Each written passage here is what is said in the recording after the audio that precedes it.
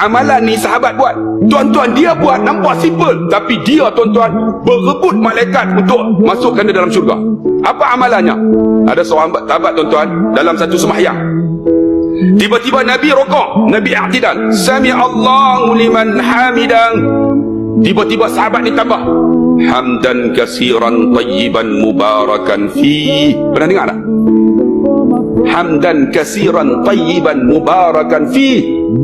Bila dia sebut dia tu, habis sembahyang, Nabi kali, wahai sahabatku, siapa di kalangan kamu ketika sami Allahu liman hamidah menyebut ini, hamdan kasiran tayyiban mubarakan fi? Sahabat tak berani nak angkat, semua tak berani. Siapa? Tiba-tiba sahabat yang angkat dalam keadaan ketakutan, aku ya Rasulullah.